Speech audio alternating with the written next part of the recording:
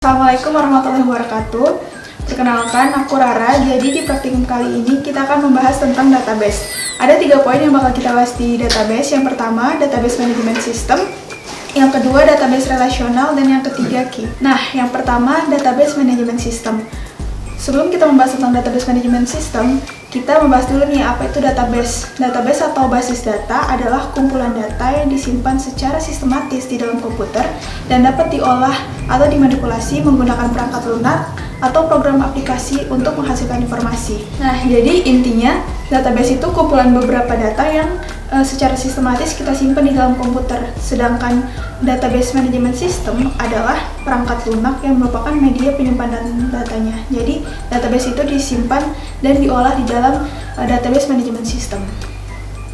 Ada beberapa database management system yang sering kita gunakan.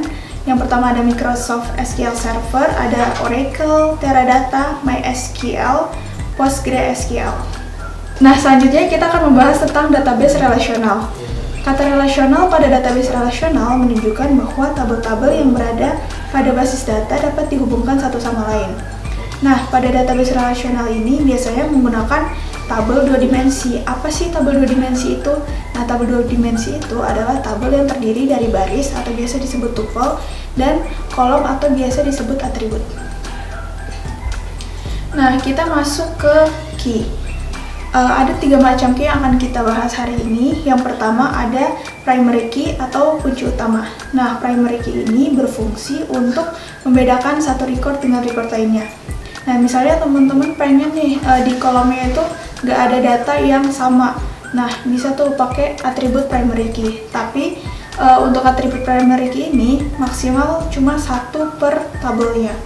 Nah, untuk syarat dari primary key sendiri, datanya itu tidak boleh sama dan harus diisi, jadi nggak boleh kosong. Yang kedua yaitu foreign key atau kunci tamu. Nah, foreign key ini adalah salah satu atribut yang melengkapi satu relationship yang menunjukkan ke induknya.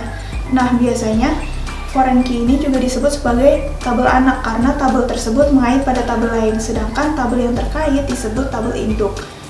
Terakhir yaitu unique. Nah, unique ini prinsipnya hampir mirip sama primary key, cuman yang membedakannya kalau primary key di satu tabel hanya boleh terdiri dari satu kunci primer, sedangkan unique ini bisa ada beberapa di dalam satu tabel. Nah, itu fungsinya tuh sama tuh. Jadi kolom unique itu adalah sebuah kolom yang tidak mengizinkan adanya data kembar. Ini adalah salah satu contoh database relasional.